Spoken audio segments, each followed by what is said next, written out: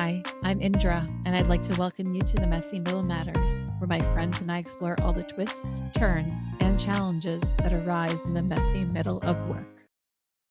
Hey everyone, welcome to the Messy Middle Matters. I'm talking to Jameelah today, and what we're going to be talking about is the little voice that we sometimes hear in the distance, so far away, and how important it is to make time and space and how to find that little voice because it is such a noisy world that we're finding ourselves in, and this is so much more important than I think it was in other years that I've been alive, at least, right? So Oh, yeah. Jameelah, welcome. Thank you so much, Indra. I'm thrilled to be on the Messy Middle Matters. Just this topic means so much to me. And so I am just feeling like I'm sitting with a kindred spirit.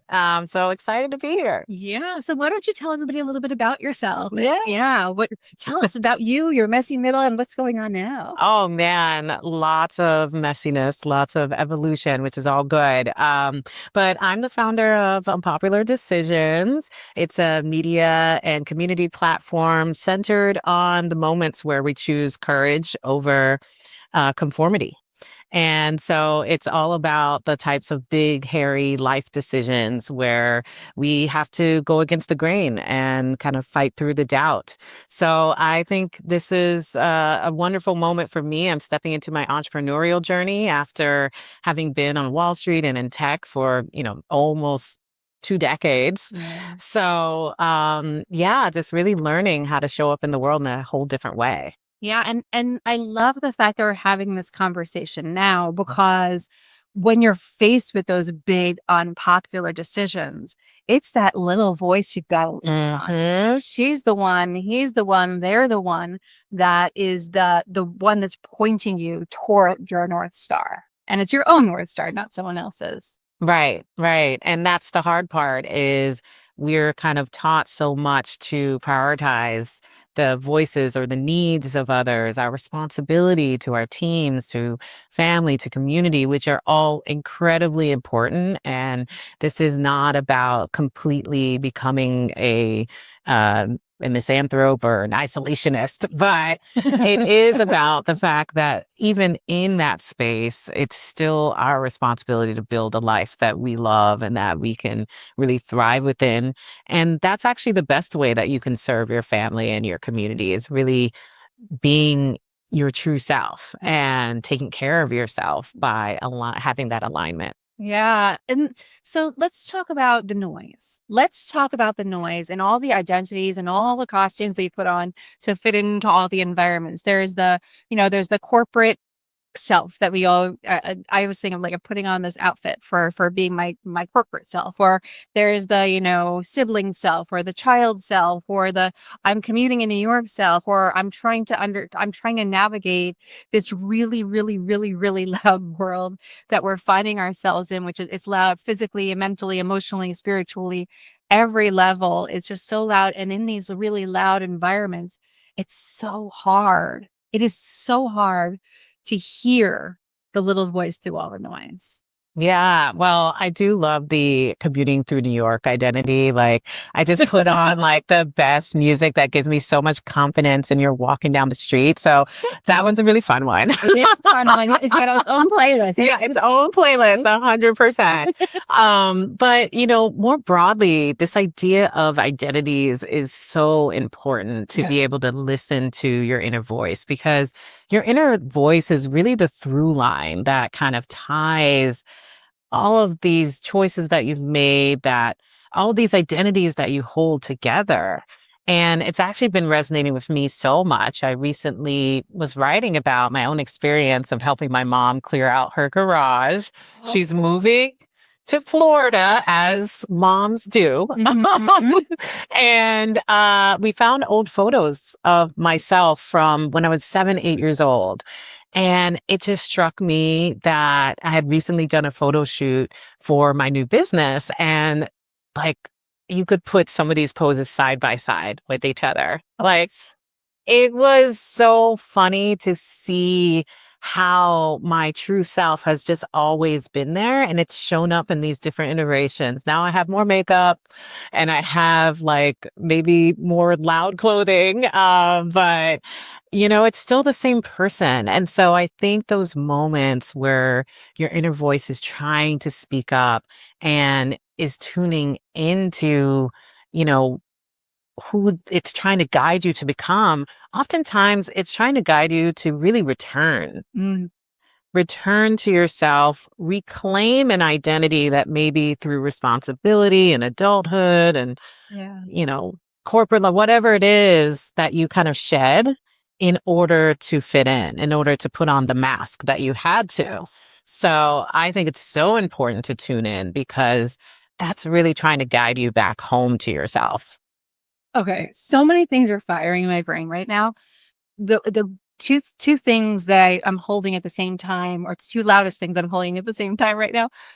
One is, how do you make space for that inner voice? But the other part is, for me, the thing that has been the most useful, at least in the recent years, has been play. Figuring out how to visit play, and specifically my gateway back into trying to figure out who I am or who I've always been. Exactly. Is like, I've been friendship braceleting, I've been friendship pinning, I've been like all of these, like I think back to like what was I doing in summer camp, right? Like, cause like that was like, you were just creating crafts, right? Like I'm like hardcore arts and crafts in these random like tiny little moments. Like, and for me, when you were talking about like seeing your younger self, your 7-8-year-old self, right? How do you find that girl again, right? How do you find that young spirit again, the one that's always been there, that quiet voice that's on the inside that is your most authentic self? Oh my God, exactly that feeling of going back and playing like you would when you were a child. You were unfiltered, you were loud, you were expressive. It's such an important part of this journey. Of course, there's the wonderful book, The Artist's Way, which also talks a lot about cultivating play as a way to reconnect to your creativity and to your inner spirit. But it's so funny. This also reminds me several years ago when I was also at another career inflection point. I went to one. So I went to an adult summer camp. It's literally like you were talking about summer camp, and we go to the Berkshires and like Connecticut, Massachusetts, and literally it's zip lining. Yeah. It's like the big like inflatable things on the lake. It's all of those games. Yup. So I talk about like literally finding ways to put yourself back into those situations. And yeah, it was just such a awakening, such a revisiting. Yeah. That was really powerful and just gave me a lot of permission to let it be messy. Yeah. Yeah. So what are other ways like that you create the space to let the voice come through? Like, do you have a practice that you do that? Does she show up in, and I'm assuming she's a she, but you can tell me if it's like, something else, but does the voice come through like while you're on the subway? Like, how do you tap into that little voice? Well, of course, it's different for everybody. But for me, I find that the moments of lightning bulbs going off and inspiration often happen when I'm out interacting with the world. When I'm reading something, I see a quote, I hear someone mention something in a conversation, I'm watching even television. There are just moments where certain words kind of strike you. And the meaning you make of those words, to me, is really your inner voice trying to come out, and it's using the language of the world around you to like really communicate something important in that moment. And so, yeah, I just have all kinds of examples of these kind of situations. And more recently for me, I was watching Abbott Elementary. Great show. If people haven't watched it yet, you should. And it's just great comedic relief, good 30-minute sitcom. Everyone needs that. Super. It's heartwarming. Yeah. We love it. But Mr. Johnson, he's often the comedic character, but really an unexpected philosopher. He is someone who really lives his life boldly. Yeah. And Janine, who's the main character, is very earnest. She cares a lot. She's very enthusiastic, but she worries that she's not doing the right thing. Mm-hmm. So she asks him, like, how do you live so free? Yeah. And he said, for me, I've always feared regret more than consequences. And that phrase stopped me in my tracks. I realized, like, have I been taught to fear the wrong thing? Like, I've been fearing consequences. You know, at the moment I was trying to decide what my path ahead would be, career wise. And do I continue down the path that I was on, or, you know, do I give myself the opportunity to explore something different, take a break, you know, really get away from the burnout path that I felt like I was walking down. And all I was thinking about was the consequences. What if I don't find another job? You know, how can I swing this financially? What will people think?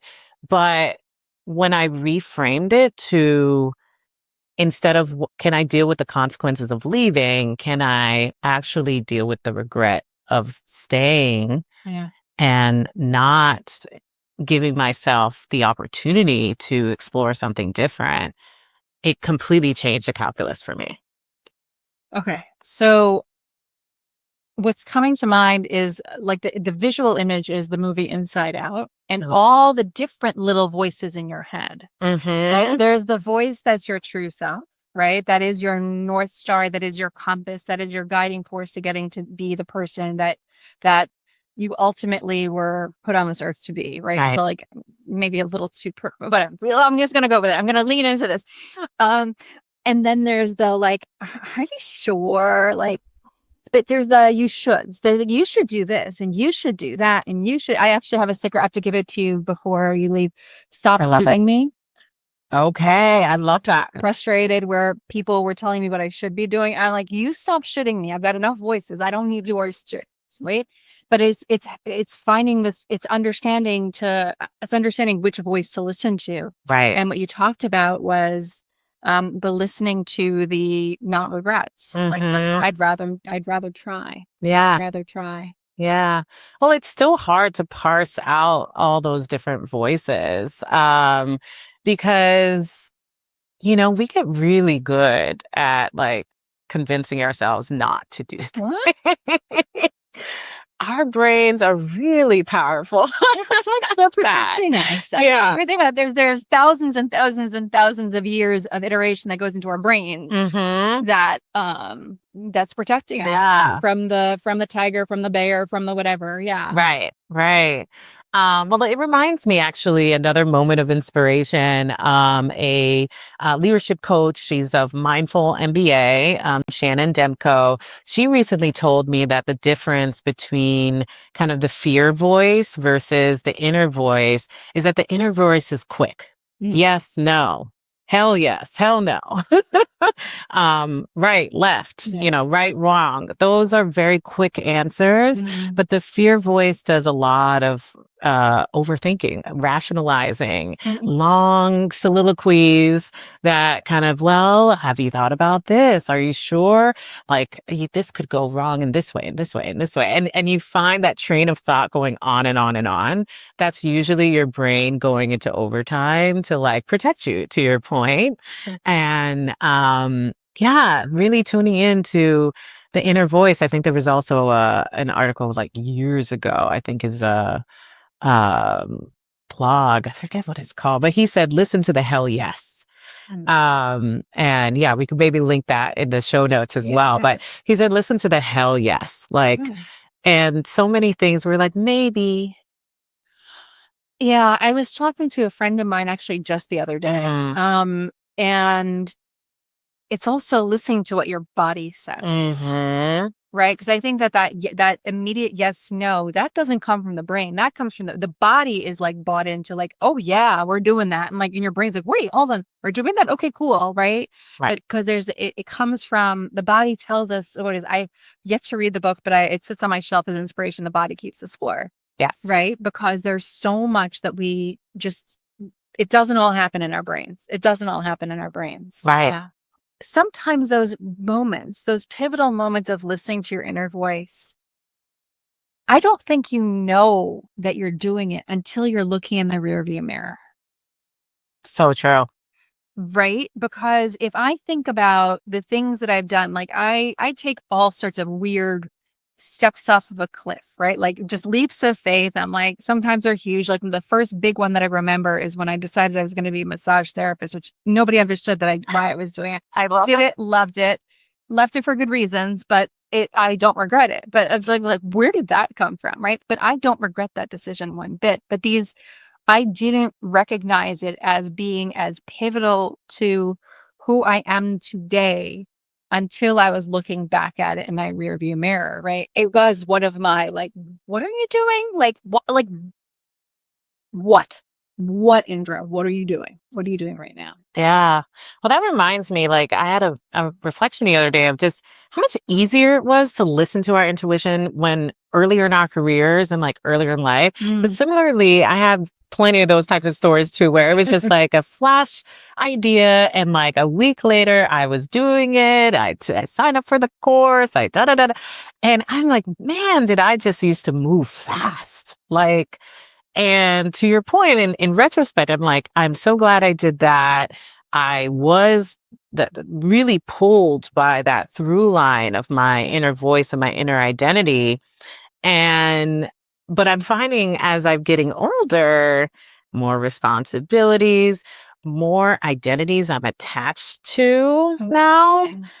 You know, I'm attached to the idea of being on this corporate ladder. I'm attached to the neighborhood I live in and maybe what that says about me, right? So now that moment of inspiration gets immediately followed by all the reasons why it's going to be too hard to follow or it's, too disruptive to everything else I've got going on.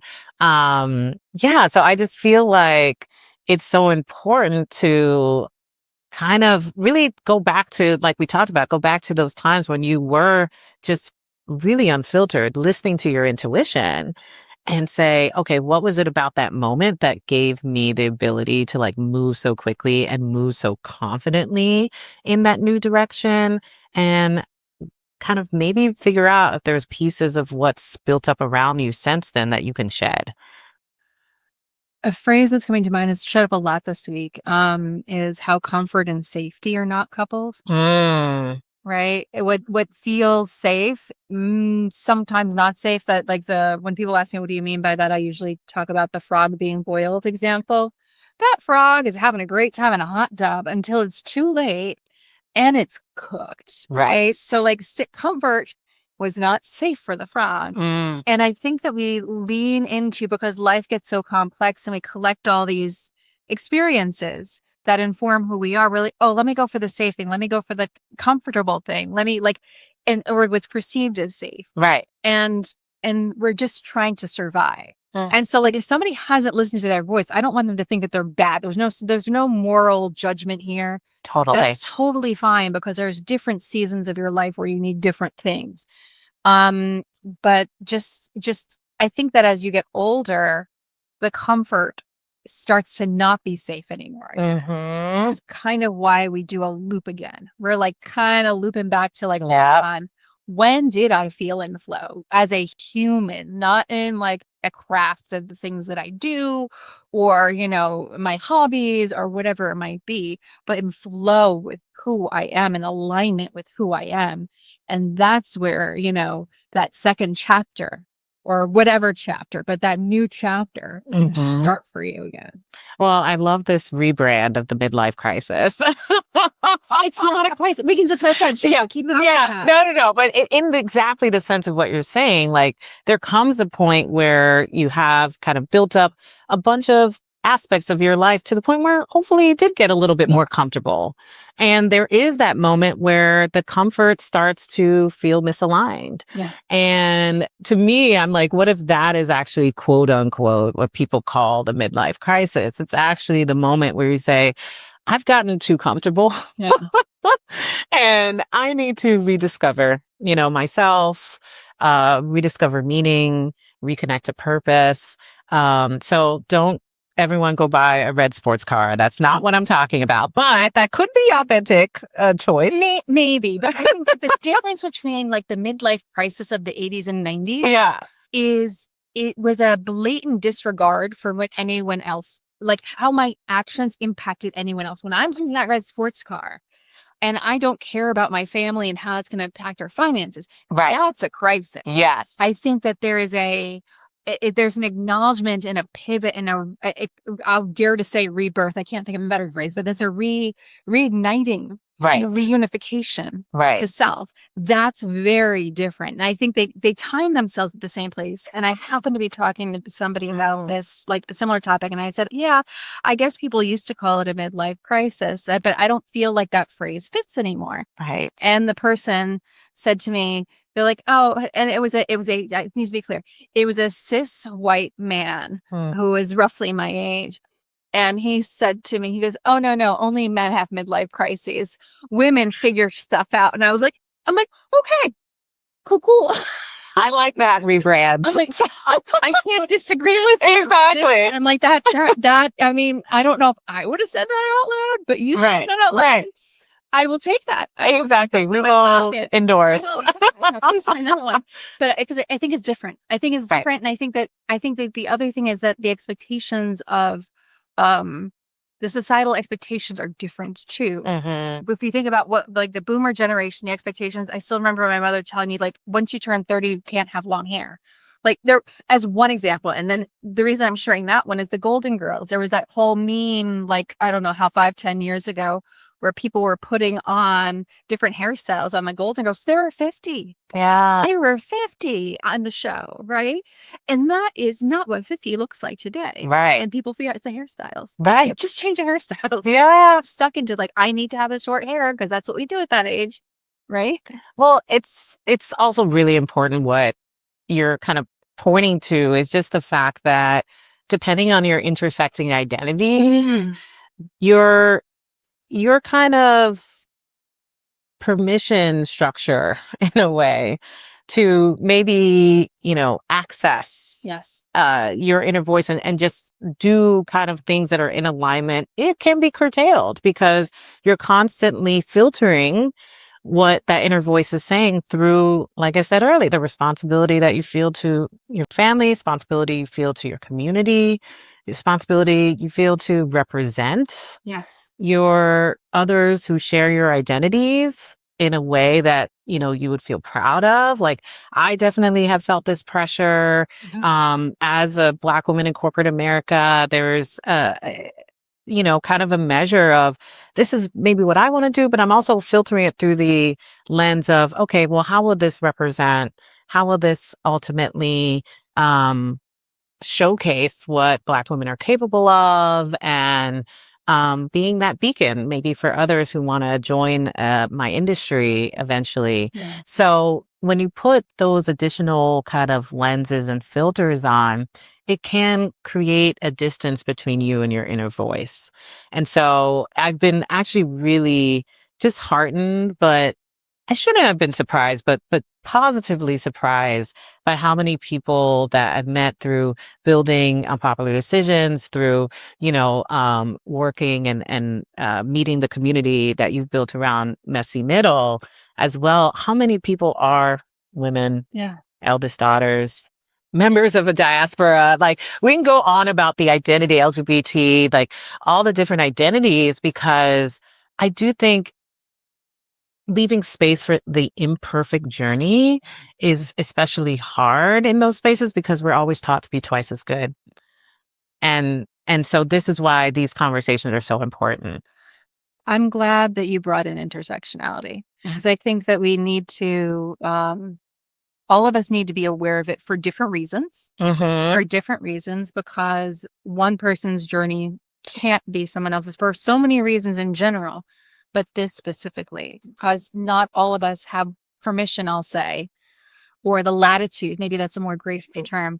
Not all of us have the latitude to walk in this world with reckless abandon. Right? And when you're in that scenario, maybe honoring your inner voice can be happen in small ways. It can happen privately. It can happen it doesn't have to be big, bold sports car brodation, brash kind of things. Or, like I'm quitting my job. Like when I left my job in the most recent time, I said to me, I did this to save myself. And number one. Number two, I recognize my privilege. I'm like, not everyone has this privilege. It's just such a privilege. And so be gracious with yourself when you do or don't listen to your inner voice, and be gracious with others when they do or don't. You can't should someone else and how they should do it. You have no idea. You have no idea what they're living with. Yeah. Especially, you have no idea what identities they have because it's not always visible. Right. Right. So thank you for bringing that in. Yeah, absolutely. The other thing I would add is also on top of being gracious with others, also recognizing that you listening to your own inner voice and showing that example is also a part of representation. And I, was feeling a lot of guilt, leaving my last opportunity as well. I loved my team. They're phenomenal people. And I was just like, actually, one of the best things I could do is showcase to them what it looks like when somebody is choosing to live in alignment, choosing to be audacious, choosing to listen to their inner voice. And that's actually the gift and the representation that I can give to my team and to others that I cared about a lot. That's really big. That's really big. That feels like a really good pausing point, a conversation. Anything else that you want to add or anything you want to share, how people can find you or any of those things? Yeah. Well, a lot of what I shared here is really the kind of impetus and purpose behind what I'm building now with Unpopular Decisions. So if people do want to follow and hear kind of more of these conversations. When people, not when. Yes, when. We're interviewing everyday people like you, me, Indra, about their experiences of choosing differently. And so they can find us on Instagram, Unpopular Decisions Pod. They can find us on Substack at Unpopular Decisions. And of course, you can find me on LinkedIn, Jameelah Calhoun. Okay. And I will make sure that all the notes are in the show notes, all the links to all the things. Yes. Thank you so much for joining me. I know that people will feel seen, heard, will have learned something from this. So I hope you join us next time for another topic from the messy middle. Bye, everyone.